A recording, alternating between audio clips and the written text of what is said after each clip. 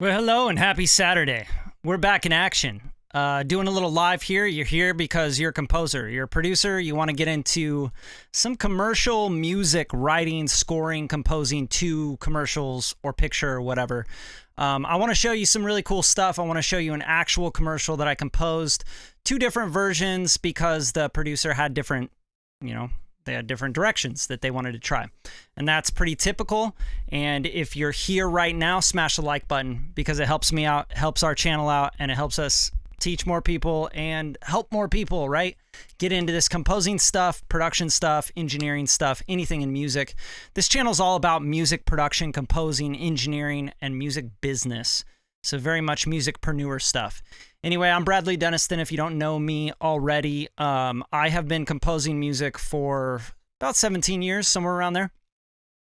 Professionally, a little over a decade as far as composing goes and getting paid, like those good checks, those mailbox checks that you're like, yeah. So I've done commercials that have gone to Cannes Film Festival. I've done commercials for Dodge. I've done commercials for Lexus, 3 or 4 commercials for different Lexus commercials, Listerine, Microsoft, T-Mobile, Verizon. I mean, I've done commercials for almost every company, I feel like. There's probably a lot of companies I haven't composed for. But commercials can be very lucrative. I want to talk about that stuff. I'm going to get deep into this stuff, guys. I'm going to answer your questions. How are you going to make money off scoring commercials or sync licensing music to commercials, etc. I'm going to give you all my game. I'm going to open up a Logic session. I'm going to show you the picture. I'm going to show you how I scored this stuff, what sounds I used, all that stuff. So if you're here, stay tuned in. Don't just leave because you're like, yo, I don't know what this guy's talking about, bro. I don't give a shit, man. You ain't got beats. Hey, I'm going to show you how to make real money with music, long-lasting money. All right. So, and that is a lot of commercial composing. It's making money. You don't really do it because you're like, man, I love the art of scoring commercials. I mean, yeah, it's fun. It's a challenge. A lot of it's a very quick turnaround. What's up, Chase the Connect? He's back at it like a crack addict. I like that. That's some old school shit right there, dude. All right. So let's get right into it. I kind of, this is about demoing on commercials, right? Okay, we got Aaron Reddy in the house. That's what's up. We got some Beat Gang members here. All right? If you guys haven't joined the Beat Gang, join the Beat Gang because I'm going to go into details like this every week with the Beat Gang. We do briefs where you guys are writing on actual sync stuff and for commercials and whatever for placements. And I'm giving you feedback and I'm giving you listens and going and checking and doing all that stuff. So let's get right into it. This is for a commercial demo. This is I'm going to just kind of break down the process real quick. When you demo on a commercial, you are basically, let me see here. I'm going to go to my desktop. Okay. So when you're demoing on a commercial, you're basically saying, hey, we want to try you out. We want to give you a shot. We want to see what you would make for this commercial. And we got a fee of, say, $200, $350, $400, right? And we want you to write something. And maybe 2 somethings. Usually if I get a demo and they're paying like $250, I'm going to give them a couple versions of something, right? I'm going to give them something and then I'll give them something completely different. Because usually with a commercial, you're working with producers or creatives at a agency. Okay, you might be working with, let's say, a producer that's, freelance, and they got their own business, and they're producing, and then the agency hires them to produce the commercial, which means get everybody together, get the budget together, don't go over the budget, hire the composer, find the music people, find this person, find the graphic designer, etc. Okay, and then the agency then pitches to the internal marketing department of the company. So say it's the company is Ford, right? Ford's going to get together with their marketing department. They're going to go, hey, man, we got to make some more commercials from the advertising house, the agency that we use for all of our commercial stuff, our creative team. What should we do next, right? Here's the campaign, et cetera. If you don't know anything about marketing, you got to really get into the marketing game. I do have a Facebook and Instagram ads course, but that's not going to really give you like the full marketing thing, okay? Marketing is deep, but it's what businesses run off of. So this is a commercial I demoed on, okay? So I was actually hired from a different music house to work on this. We kind of like collaborate a lot. Music house out here in LA, out at the beach. Shouts to Wolf at the Door. Really dope company. And they were like, yo, Bradley, you want to write on this? I think you'd be cool with this, right? So here's kind of the commercial, the video and everything. It's very movie cinematic. You know, it kind of has like that vibe of like, it's all shot in LA, it's downtown, they're going up, they're having a ride, right? People are meeting with their friends and stuff.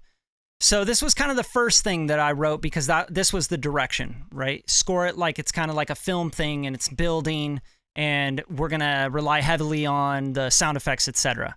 So I'm just going to play this for you. And this is a long one, guys. Like, this is, what do we got? Like almost 3 minutes. That's crazy, right? So 3 minutes, they give you the picture, you're going to score to it. I did not win this commercial. I will show you the 2 different versions that I did and the different, you know, briefs basically that they gave me, okay? Hopefully this is useful. You guys still here? If this is useful, smash some thumbs up. Give me some love here. You got to keep me going. It's Saturday night. I got some like, you know, some nice tequila and some juice. You know what I'm saying?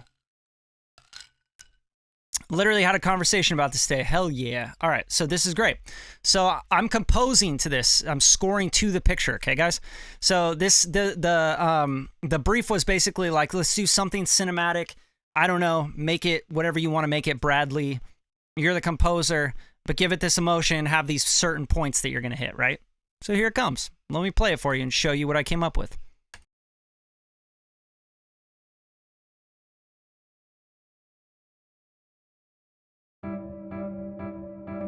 Actually, I'm going to pop in the dialogue and the sound effects as well, because it's really important to this commercial.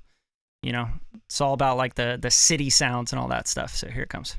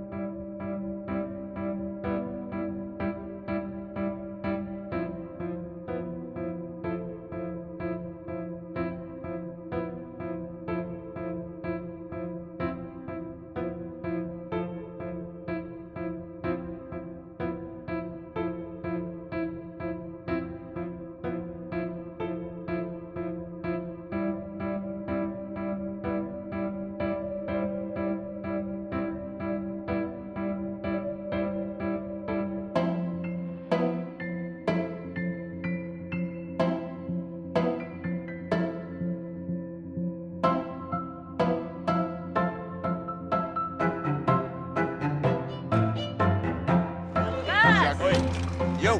Hey, nice timing. Yeah.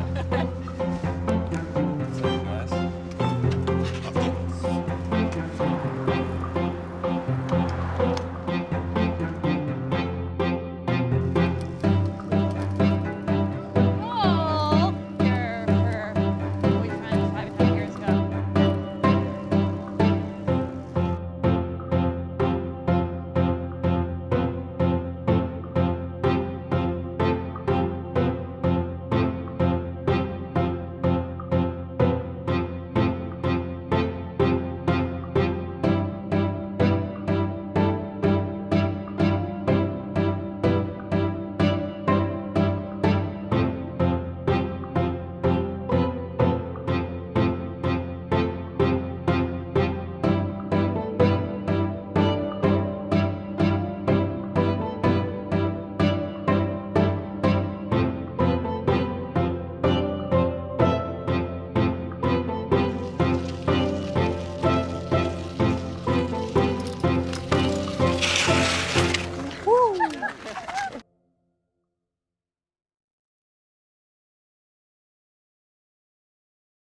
You guys ready?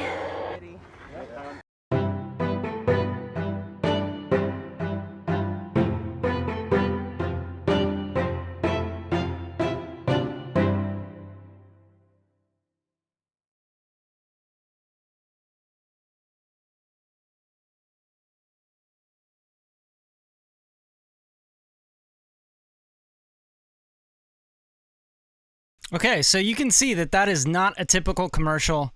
You can see that this is in its rough phases. It's not edited down. It's almost 3 minutes long.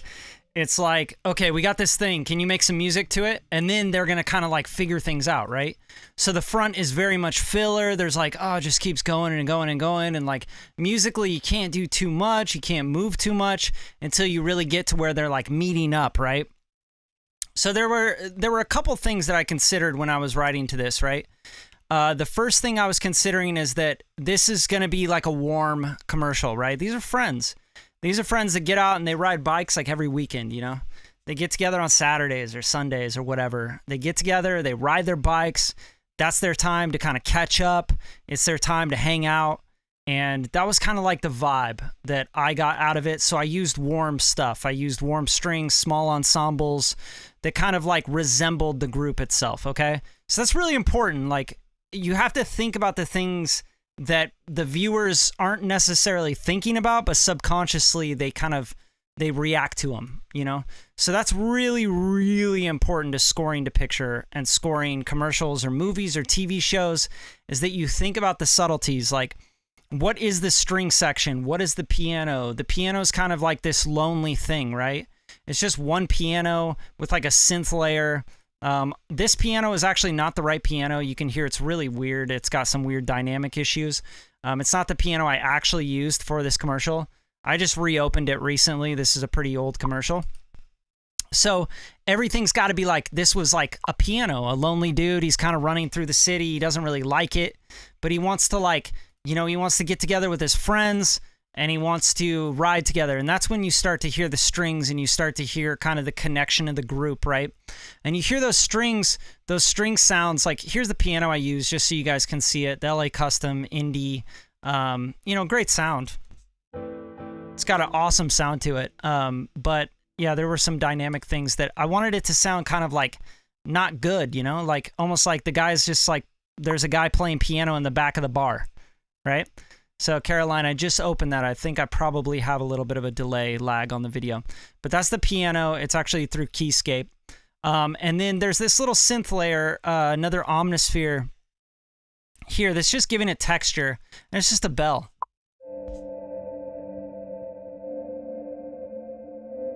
It's just a bell pad, right? So it's kind of a padded out bell. Really cool sound. Really like that one. So that's from Keyscape Creative, right? So that's kind of like layered in there with that, just as a texture.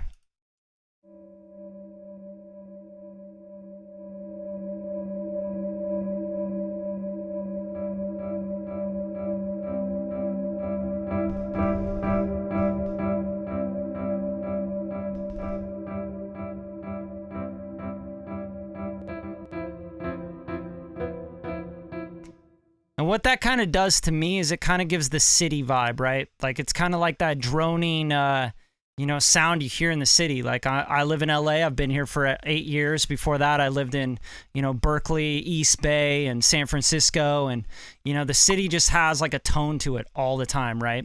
So you got to like have that tone in there, not just a piano, because a piano feels like you're like in a jazz club or something, right? So I just tucked that little extra element in there that kind of feels like the city. You know, just like whistling of traffic, you know, things like the soundscape. So that's really important to this, that I thought, like, and honestly, guys, like, I'm not like thinking about this like all the time when I'm doing it. I've been composing long enough that I kind of like know where I want to go, right? And the film was shot beautifully. You can see just like the actual film itself, right? It's just gorgeous. Like, it was shot really well. They wanted this to feel like, oh, the guy's, he's in traffic and he's just getting to a spot. Once he gets here, once they meet up with the team and the crew, the family, the friends, you notice it gets warmer, right? They started getting into neighborhoods. There's trees. They're high-fiving, bananas. There's birds up on there. And then they finally get to the trail. And then they're coming up the, you know, they're basically coming climbing. But then they wanted this to be kind of the payoff. Like, here's the view, right? We get the view. This is why we do it. And then we get this downhill cruise. That's what it's all about, right? That's the payoff. And most commercials are going to have that story arc. It's going to be kind of like, dreadful city life, you know, garbage man, all this shit. This is cold, right? That's why the solo piano. That's why, oh, here's a buck, man. Yeah, okay, can I get a banana? Okay, and then this guy's eating like some unhealthy stuff, you know? He's having some cheesy, whatever, breakfast sandwich on his way to work. And it's like, oh, God, the city, I got to get out of here for the weekend at least. Go meet up with my friends and have a great time and cruise down this hill. And that's what the brand Rafa is all about, okay? So that's the idea. We are filmmakers. We are selling a product. We are not composers. We are not music people. We are just that extra element to making that film and selling that product. So if you understand that part of composing to commercials, you'll understand that it's not about the music being super amazing and awesome by itself, okay? It's all about the picture and all about the product. So you're selling the product. 100%, you got to be a salesperson, right? But a marketing person first and foremost. So here's kind of where things turn around, right?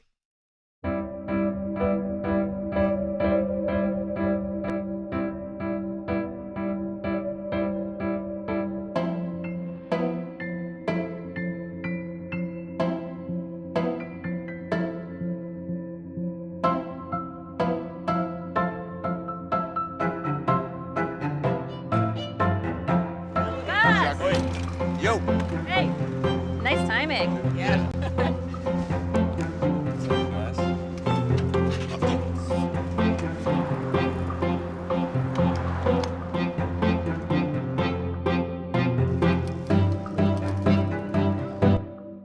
Okay, you really gotta understand music a little bit, theory a little bit to understand how to move something from like dreadful and monotonous, which is what this piano's doing, and which is what the video is, right?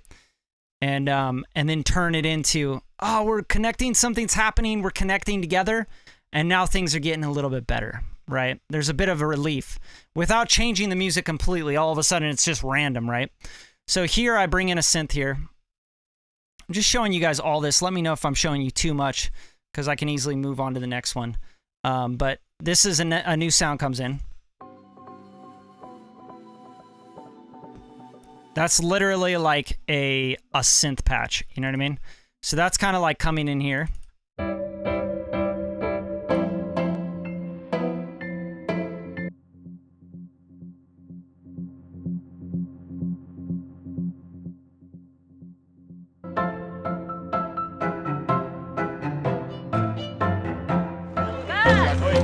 Yo. Hey, nice. So I just felt like that gave it pacing still, right? The monotonous thing still is kind of monotonous, but it's getting a little bit more like pacing, like, okay, now we're riding a bike, like a chain, you know what I mean? Like a chain on the bike. And then here we kind of switch up some things. Violin 1 comes in, right? So this is like a little solo violin thing. And I'll show you kind of the instruments I'm using on these. So this is a contact library. I don't even think this is actually playing right now. Oh, okay, it is. So Chris Hines, solo violin on the contact, and then violin 2. Let's see what we got here. So solo violin. I love the Chris Hines stuff because it's very personal.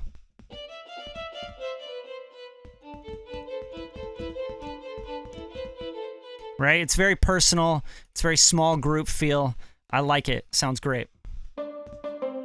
Nice Pitts viola. I think that's probably going to be the Chris Hines stuff as well. Yep.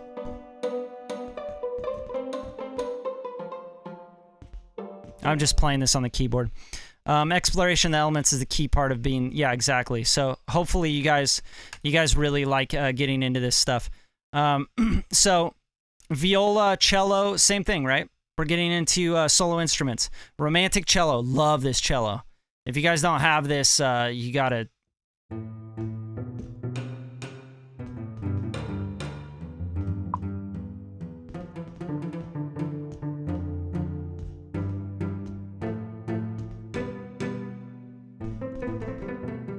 Amazing. Love the pits. It's very personal again.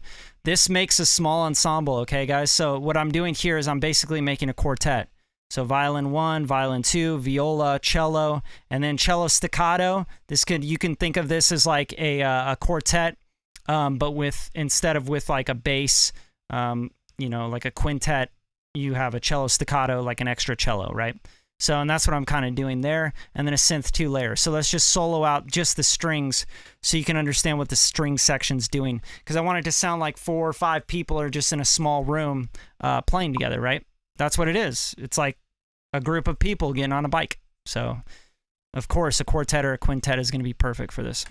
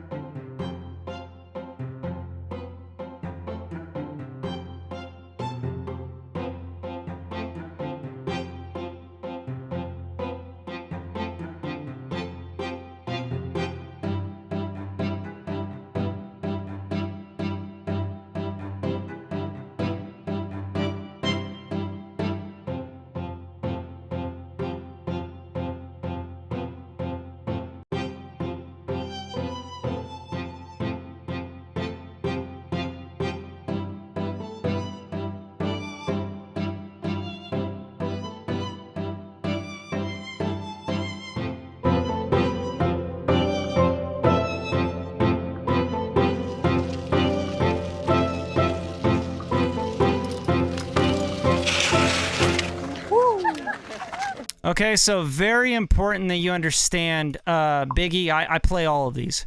Very much I'm all about feel when it comes to writing like quartets, quintets. I've recorded hundreds of quartets. Why? Because I worked with Mark Mothersbaugh, who did all of the Wes Anderson movies, right? So he did Rushmore and Royal Tenenbaums and Life Aquatic, and it's just very much like quartets, right? So he's kind of known for that sound. So when I started working with him, I just learned everything about quartets. I was the head engineer for him, and I composed and stuff. Of course, you know, I was a co-composer on a lot of this stuff, but this was like a huge thing, was like, you know, voice leading with a quartet, treating it like chords. What's the cello doing? What's the violin 1 and 2 and viola doing? Arranging for a quartet, recording a quartet. Mark had Daniel Lenoir's mic collection, his vintage mic collection, which is U2's engineer, producer for a long time. So, you know, hundreds, I mean, probably $1 million in microphones. So I got to use like M49Bs and U47 tube microphones and M40, you know, all sorts of Neumanns and amazing vintage microphones on some incredible strings, right? And string players that are best in the world, like union players here in LA, right? So that's kind of where I got a little bit of an edge with the quartet stuff. So, you know, finding the quartet sound is something that I pride myself on, but it's also something I have to play in. You know, I have to play those parts because it has to feel like real players are playing it. And it has to feel, this, especially this commercial, it doesn't need to be perfectly tight. It just needs to feel warm, and it needs to feel together like a family, right? So here I just have these little parts. Yeah, Life Aquatic's amazing, right? Incredible music. Yeah, I gotta work with Mark for about 5 years, so I did a lot of stuff with him. So here we go. Yeah, Lenoir is the 5th member, absolutely. So I used all his mics. His mic collection, his vintage mic collection is what I used for 5 years, recording quartets and horns and whatever you could even imagine being an instrument. I've recorded them all right? And then not bragging, it's just like that was a really fun part of it. Yeah, decent experience, I guess. It was all right. So cello staccato here. This kind of comes in with this cello. I want you to hear that. Yo. Hey.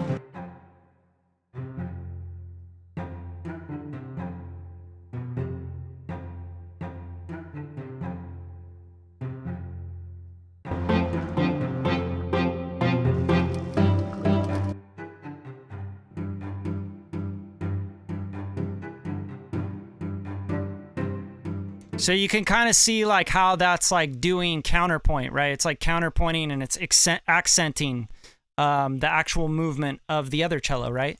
So composing with strings is just amazing, right? Because you could do so much cool shit. I love strings, I love guitars because they're so expressive, right? And I'll show you the next one after this that I did for the same commercial after the direction changed with guitar on it, which is really cool. And then, so synth 2, this is a little layer here.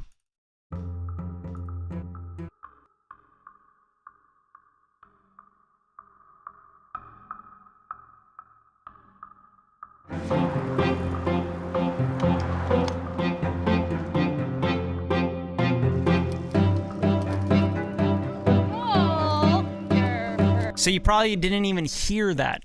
And that's the whole point, is you're using sounds that you feel. You don't necessarily need to hear everything. And I think if you get into like an amateur composer, producer, even sound designer, they want everything to be heard, right? I did this crazy thing, man. You got to hear it. They turn it up. They get it, like EQ it and compress it so it's in your face. But not everything needs to be heard.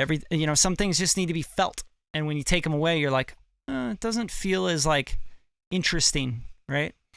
So I started with drums. So things like this are like, I need that like syncopation. I need that interesting thing going on. So this synth too, I kind of designed it a little bit just so you guys can get into that a little bit. So enemy spotted is what it is.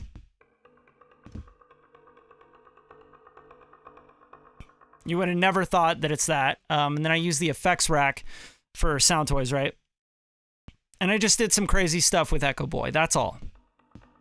Nothing wild with Echo Boy, or nothing wild as far as plugins, but I did some crazy shit with Echo Boy. So if I take that off,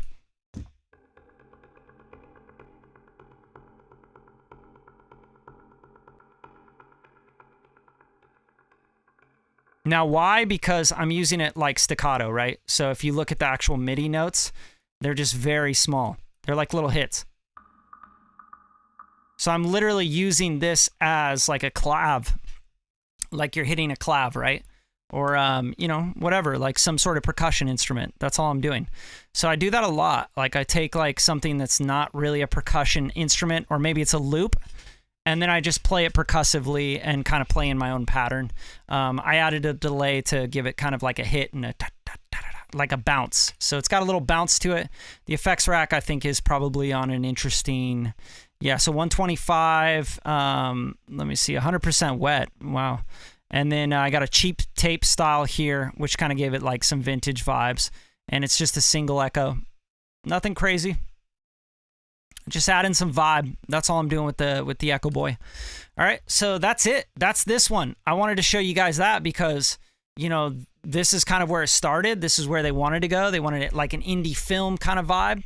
And I was like, cool, I can do that. That's fun. Easy to do, right? And then they said, well, hey, now we're going to go back. We have different direction from the producer, etc. Let's give this other thing a try. So I'm going to show you that, guys. You guys liking this? If you're liking it, drop a comment, a like on the actual video. It really does help us a lot.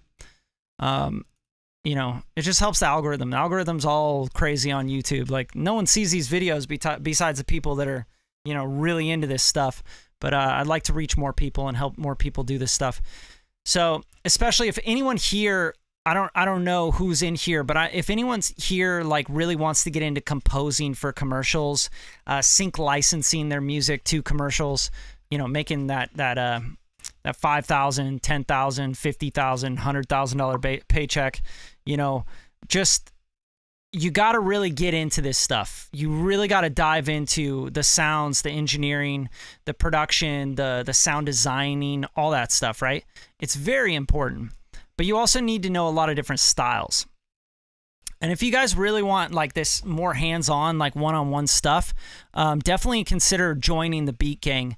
My business partner KDE and I kind of made this gang, this group that's a private group that's all dedicated to this stuff, right? It's very dedicated to sync licensing, composing, producing, sound design, engineering. But you definitely want to join that. It's $250 to get in. But I'm telling you right now, it's the best investment you'll ever make if you want to do this stuff. So I'm going to get into the second one, guys. I really want you to kind of pay attention to how much this changed. And look at all the notes I got here, right? Like I actually even put the chords up here. And that's because I was working with a guitar player because super talented dude. His name's Todd Pritchard. He's from Philly originally. He moved to LA. And I think I was probably one of the first people he actually connected with in music. So he's actually he played guitar all over Cannon Busters, the Netflix original anime that I composed with Radium. But yeah, Caroline, if you really want to get into that group, let me know. I'll give you a link there. Would love to see some of the tweaks on the plugins you use. I have my go-to moves and something like this. Yeah, you know, a lot of the times with plugins, I'm not doing much on commercials. I'm just trying to find the right sounds. Now this one you can see like J37, Pultec, Tremolator, Altiverb. I'm using some stuff, but that's because you'll hear what I'm doing. This is very much a specific sound. So I'm excited to get into this one because they basically wanted like to switch it up completely. So the beginning's pretty boring. I'm sorry. They wanted to keep it really open. That's what you get. But bear with me. I'm going to play this one for you guys real quick. Second direction, going completely different.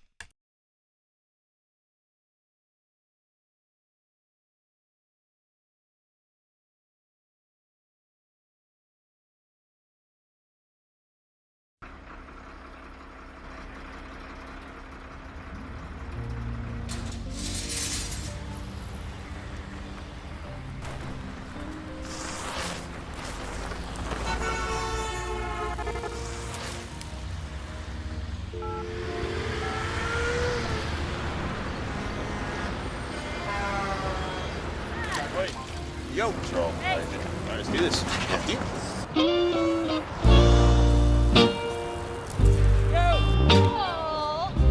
That time I'm only getting stronger by riding with you guys. You on it?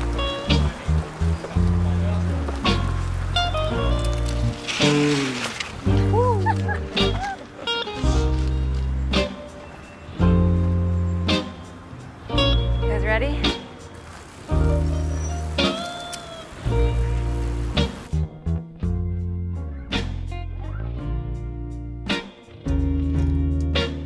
Just straight up groove. I faded out obviously because they wanted it to kind of sound like it was more of like a hey, we took this was a sync and you had this old school classic record that you popped on it and it just felt warm and it felt classic and it felt like a vibe and it was Sunday. It was like Sunday rides is what I called it, right? Because it kind of felt like, yeah, let's go take a ride on a Sunday, cruise down the hill, you know what I'm saying? Get away from the city. Has a little blues, has a little spank to it. Yeah, so yeah, that guitar is just like, that's Todd Pritchard. Obviously, I wrote the parts and stuff, and then we kind of like, you know, worked them out. But so this really consists of just a few things, really. It's like taking these little strums up front, all right? So these are kind of like little teasers, and you don't really hear these. You kind of like feel it more so. But I'll play this for you.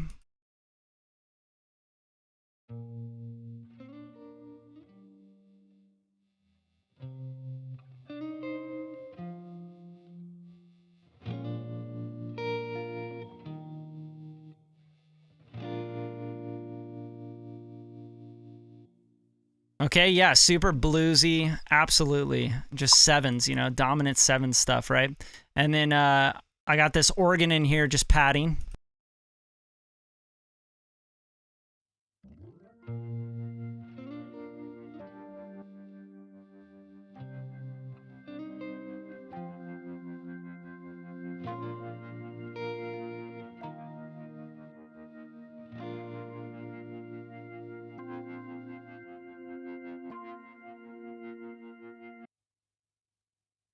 Let's do this.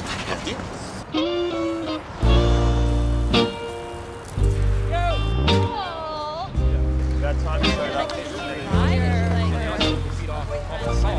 All right, and then I kind of like, you know, came in here and just did some like bluesy piano, just played it in. I'm not a piano player, guys. I'm not like awesome at any instrument. I'm just like, I just understand what, like, to be a composer, you don't need to be awesome at any instrument. You don't need to be like, yo, I'm an amazing guitar player. I'm an amazing, incredible keyboard player. No, you just need to know what fits. You need to be a good arranger. You need to be a good communicator. You got to be a good listener, right? I think that's really the key there. So I'll stop talking about that stuff. I get pretty deep on this stuff, so you know, I'm sorry, but I'll try not to get too deep on stuff, but I'll show you back on what I'm using here, because I know you guys just want to see those plugins and stuff, right? All right, so here's the upright piano. Okay, so this upright piano is, let's see, keyscape.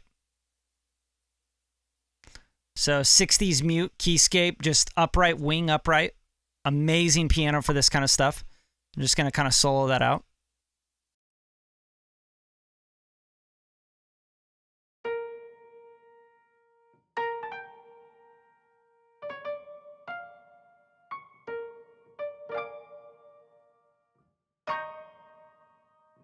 On it?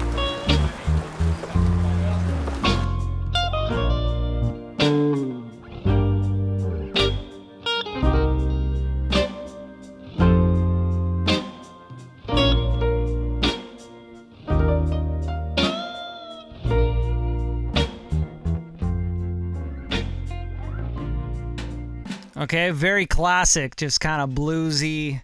You want Nina Simone to jump on that, right? Like that's kind of the vibe. I came up on that stuff, you know, like just sampling records, MPC 3000, 2000, 4000, all that stuff. So just sampling records, listening to soul music, blues music, funk, jazz. Like that was my jam. That was after all the hardcore music and the punk rock and the thrash metal and the singer-songwriter. I mean, I listen to it all. I love it all. You got to love all music if you're going to be a composer. Straight up. All right, so I'm going to now play the telly. Okay, so this was like a huge part of it, right? It's like getting that spank on the snare hits, like where the snares would really be hitting. So here's the telly, and we just tracked it twice, right? And then I panned one hard left and one right. These are different takes, but, you know, had them double it.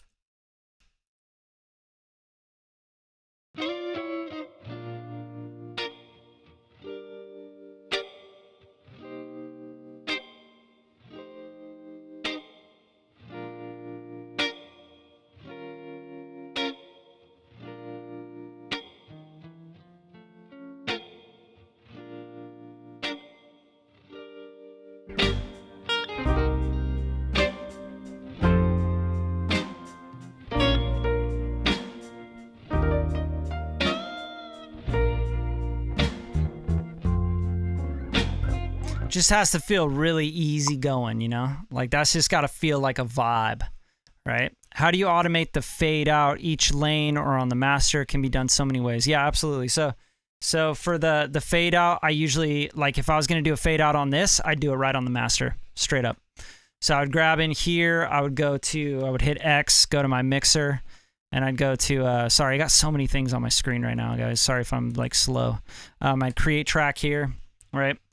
Then I'd go back and I'd hit A and I'd go like this, and then I'd go bam, drop a little guy there, and I'd do this, right? And with commercials, it is very important that it's only 30 seconds, right? Or it's only 60 seconds, or it's only the length of what you're doing. So that's how I do it. Done. And then I just adjust that fade. So that's it, right? Don't get fancy with fades. Don't worry about that shit too much. Don't worry too much about plugins. Just worry about how do you get the vibe? How do you get what you're going for? I'm going for a blues, you know, I'm going for 60s, maybe 70s blues, probably more 70s blues. Nina Simone, kind of soulful, real warm kind of vibe, right? So that's what I got there. And then I, of course, got this little, you know, solo guitar. It cannot get over the dialogue. That's very important, right? So as we play this, I'm going to play with the dialogue. And it's not really dialogue. It's really like, you know, banter on screen. But yeah, it's very important that you do not trample on any of that.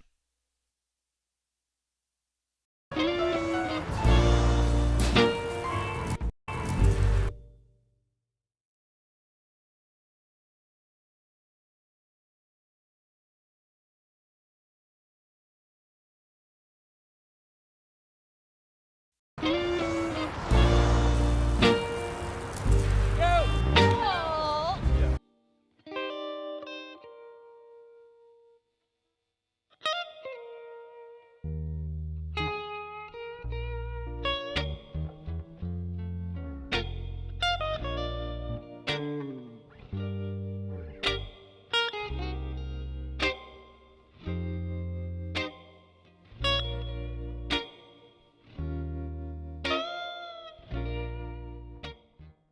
Like, do you really understand like how subtle that is? Like how important the subtleties are to that? So when I'm producing, when I'm composing this, and I'm like getting with the guitar player, I have to sit there and I have to be like subtle, like creamy, like tone that back, take that down another, another dynamic. Like you got it, like it's got to be like you just smoked a crazy blunt and you're high in like the back of the jazz club and you're actually just like kind of like playing to a song on the radio, right? Like you're just sitting there and you're like just jamming.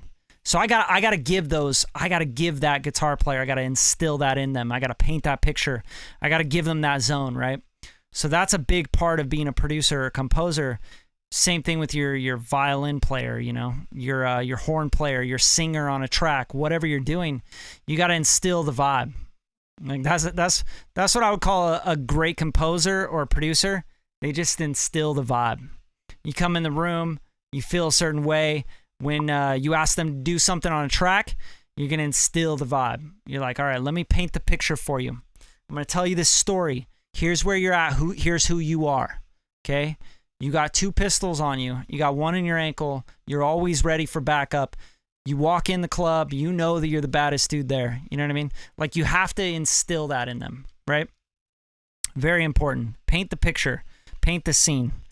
All right? Paint the emotions and the thought process of the bikers in this case, right? The people on the bicycles. Cyclists, I guess is what you call them. All right, so on that solo one, I just want to show you what I got. Got a J37, 15 IPS, 811 formula, a little bit older, a little bit more classic, a little more vintage, biased it up. So I pushed the bias a little bit, right? So that's that. UAD Pultec. I got a little boost at 100 and a cut at 100, which actually shifts it to probably more like 150, 170, something like that, right? And then I go pretty broad on the bandwidth, usually on the Q. And then I'm spanking, right? So I want that 3K. I want that 3K to spank. So I'm a mixing engineer, really into it. I've been mixing and mastering longer than I've been doing anything else, besides like playing drums and playing music and all that. But just listen to this with and without the EQ so you can understand what I'm doing there.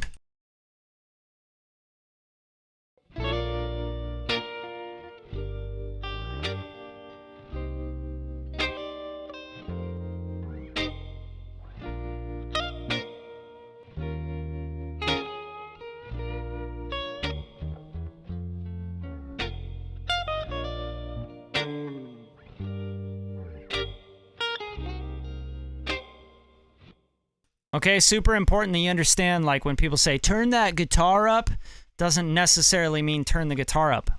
It means I want to hear the guitar, but I don't want it up, right? I want it to spank through, cut through. I want it to, feel something there, here, or whatever. So that's why you EQ, because this is turning up a certain frequency, but it's not turning everything up. Don't listen to an artist or someone that doesn't know how to mix and master tell you to turn something up. Usually when they say turn it up, they say, I want to hear that more, right? That's it.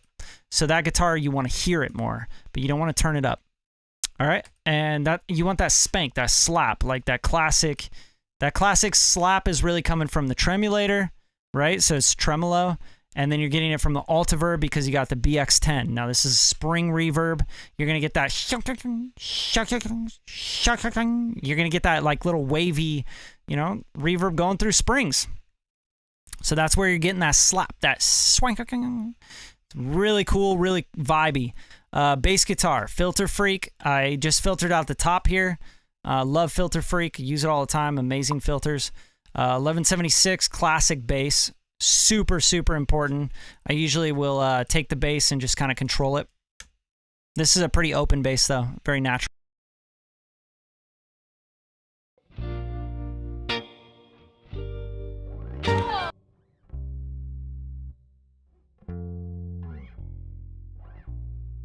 Just using 1176 to catch those one note overs that kind of pop out, the higher notes. They go boo. You take that off and you just not as smooth, right? And also 1176 just has a tone, it has a vibe. Okay, same thing. BX10, I'm just giving it a little bit of that. I'm not going crazy with this, okay? So let me see. The mix knob is here. I'm giving it 15% wet. Just to tuck it back, guys. Sometimes you use reverb just to tuck the whole scene back, right? Now, because you're on a commercial, you want to tuck everything back. You want to get it out of the way of the main prominent sounds, the talking, the dialogue, all that stuff. Get it out of there. And then the drums, super, super important. These drums were super important to this track because they are a complete vibe and they're sitting in the back and they have the sound of the time. So Abbey Road vintage drummer with the soul funk on the mixer. And of course, I probably tweaked all this stuff, used some tape saturation, etc. Got some, like just look at that kit. It just looks like Nina Simone in 72 or something, right? So that's really important, vintage drummer. All right. Now with the vintage drummer, I go to a Studer tape machine. Love this plugin. It's one of my favorites for tape machines at 15 IPS on the vintage setting. And then of course, I probably tweak this stuff quite a bit. I like the 250 on vintage because it's going to give you just a lot more vintage sound. It's going to roll out the highs and everything, right? And then followed by the Pultec. Because why? Because all these records were made with this Pultec. Every single one of these records back then, I guarantee you, if they were mixed anywhere near properly, they were ran through a Pultec EQ P1A. Okay, classic sound. Tube EQ. Everybody wants that tube EQ. It's amazing. Okay, this goes to the D mix, which is the Altiverb, pushing the drums back a little bit. This looks like it's in a dungeon. Dungeon 2, right? So just giving it some room. I consider that more of a chamber, right? The chamber sound is very classic sound. And then that is getting paralleled, which I'm actually not sending anything through to the parallel because obviously the drums just really needed to sit in the back. Typically, I'm pushing into a parallel processing with the drums because I want them to stand up to attention. These absolutely needed the opposite. Can we use loops if we cannot afford a guitar player? Absolutely. Don't ever hesitate to use loops.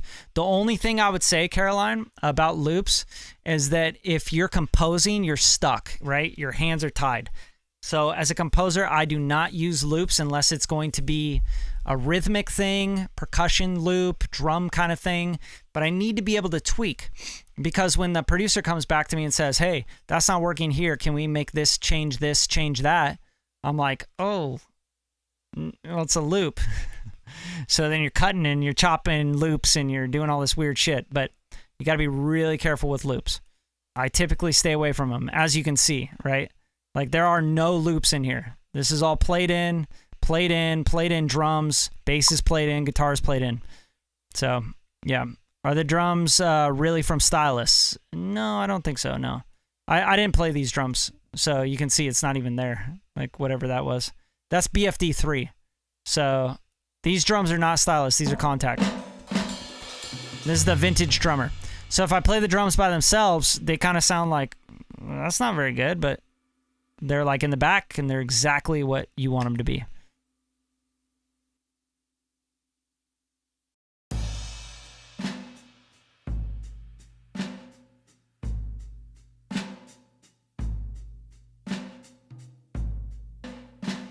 Quick note, guys. These are panned. Why? Because 60s, 70s records were panned a lot of the times. The Beatles panned the drums hard right, hard left, right? Because they only had a 16-track recorder. They had a 24-track, I think, at the best, right? So they only had 24 tracks to record to. So they were like, oh, man, let's bust them all down and lay them back to another 24-track Atari or Studer machine because we need more tracks. So what do we do with the drums to make sure that we can hear everything in mono? We pan the drums, right? That was the tactic. So that's how you make things sound a little more classic. You copy the records that did it back then. Okay? Makes sense?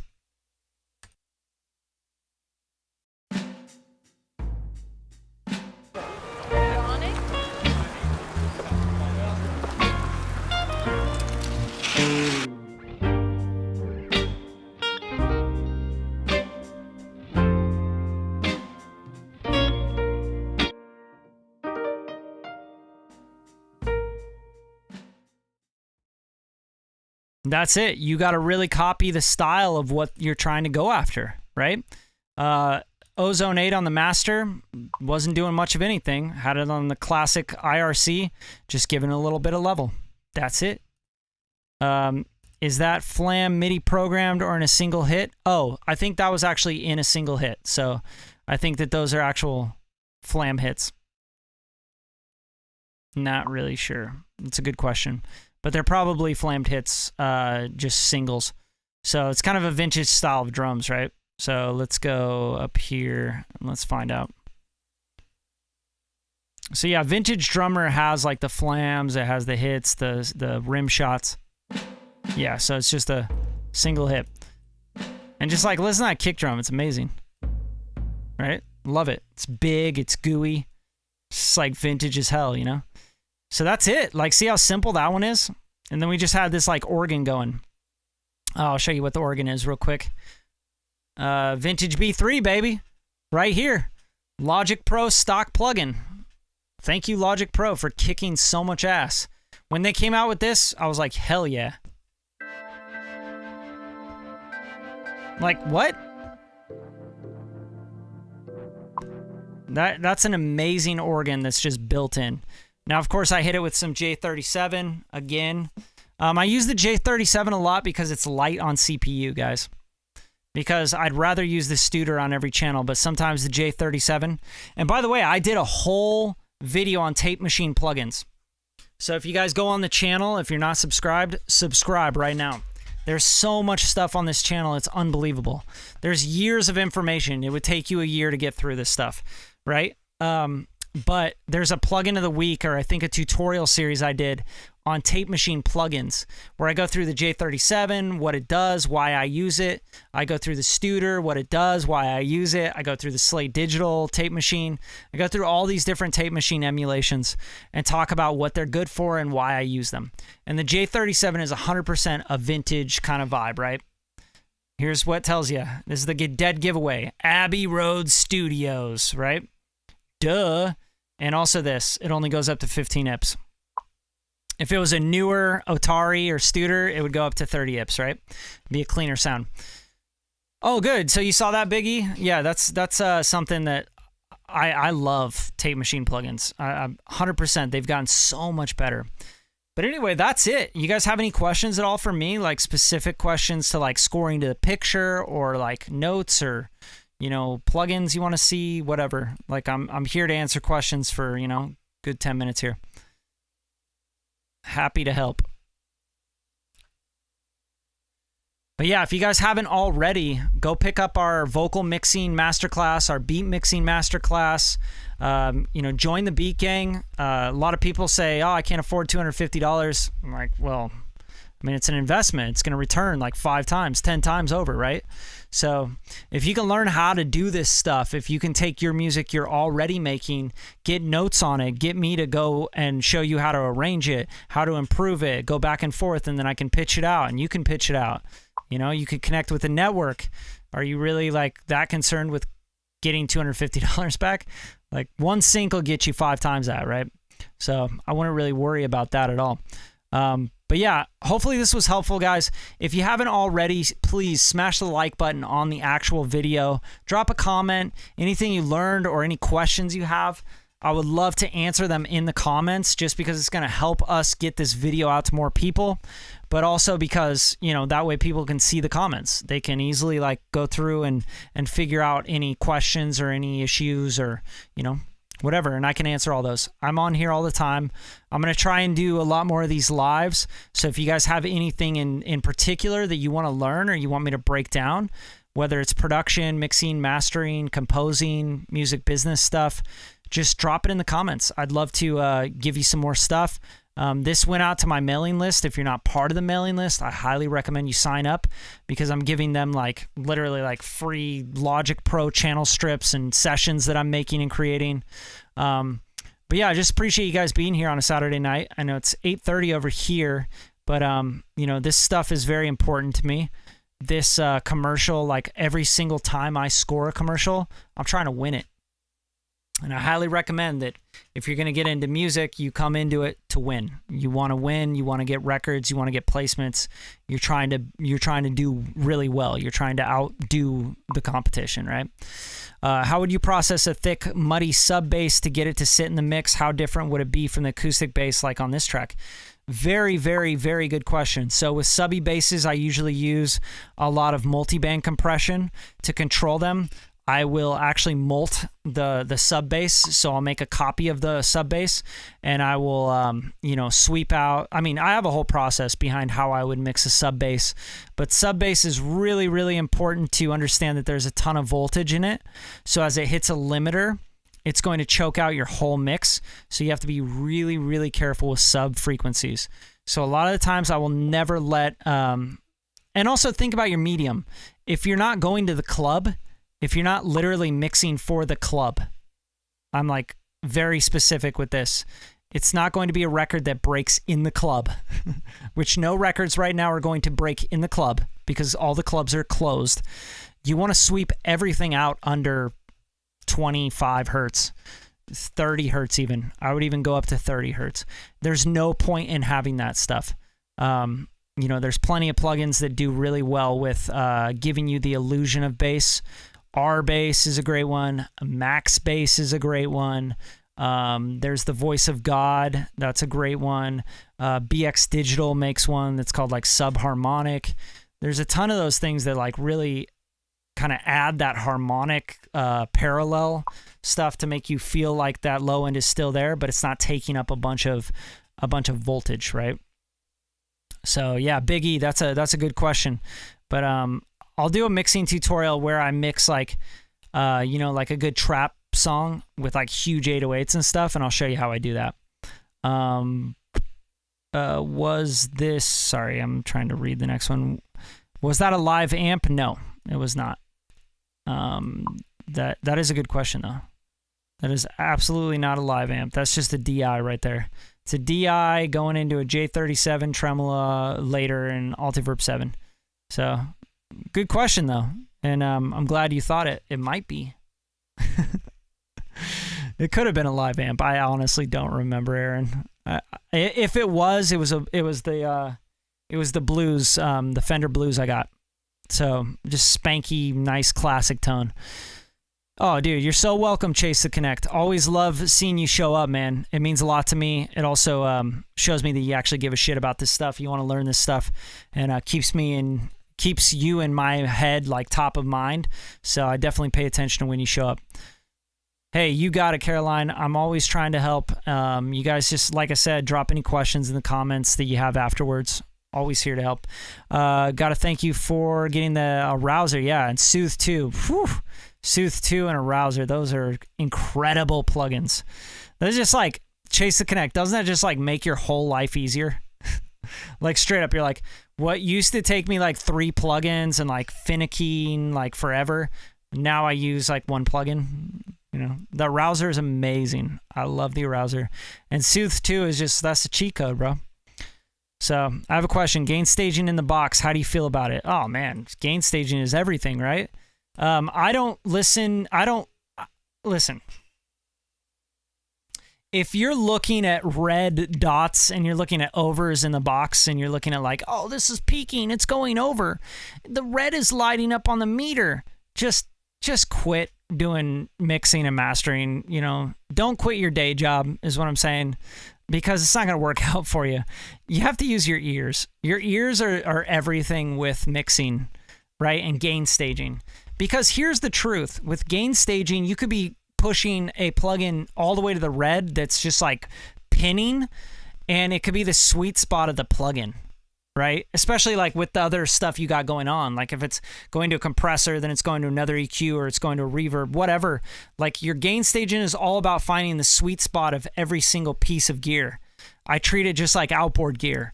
I don't look at the meters and go, oh my God, I'm clipping the LA2A or the Neve 1073. It's clipping. I hear distortion. Look at the red lights. Whatever. No, I listen and I try to figure out what I'm going for. And if you don't know what you're going for, like, yeah, you need to really pay attention. Like you gotta use your ears. Like, where's the sweet spot of that? Where's the mid range? Where am I pushing? Am I losing low end? That's a really good signal that you're pushing too hard on a compressor, right? You know, it's just like a lot of stuff but it's mainly the ear. It's all in the ear. And you got to really have a great listening environment, some good monitors, good headphones, whatever. But you got to get your ear trained for sure. But gain staging's everything, dude. It's everything. It's 100% exactly what all of this is. Everything that I'm doing here is gain staging. And this is not a mix. Like, this is straight up just like designing something and then balancing it. So everything's designed exactly how I wanted it to sound. And it sounds dated and it sounds like a vibe. And that's what I wanted. I didn't mix this. I just mix as I go, right? I'm like putting the plugins on not to mix it. Like, I'm putting the plugins on to give it the sound of what a bass would sound like in the 70s tracked. And then like the console, you know, would be sending to a spring reverb. You feel me? So that's the idea here. Yeah, Sooth 2 is awesome. You love Sooth 2. Especially if you're doing like, anything. It's just amazing. It's a cheat code. But you got to be careful with Sooth 2 because it'll introduce a lot of artifacts if you're not careful. It'll make your vocals sound really phasey. It'll make your stuff really sound funky as hell. So use your ears. Always use your ears. They are your number one tool in all of this. Anyway, guys, I'm going to get out of here. I'm going to eat some Indian food, and I'm going to try and relax a little bit before I pass out at like 9:30 because I'm an old man and I get up at like 5:30. So, yeah, my pleasure. Thanks for tuning in, guys. Like, drop a comment on the video, subscribe to the channel if you haven't already, and if you want to join the Beat Gang, I got about 2 slots left open, so before I close it up. But I know Aaron Reddy's in here. He's part of the Beat Gang. Ask him what he thinks in a week here. He just signed up, so tactical dairy man here. But can you do a session on gain staging? Absolutely. Gain staging's huge. I'll definitely do that for you. I can't lie, it is. All right. Well, you guys have a great night. Peace out. I'm out of here. Thanks for coming through.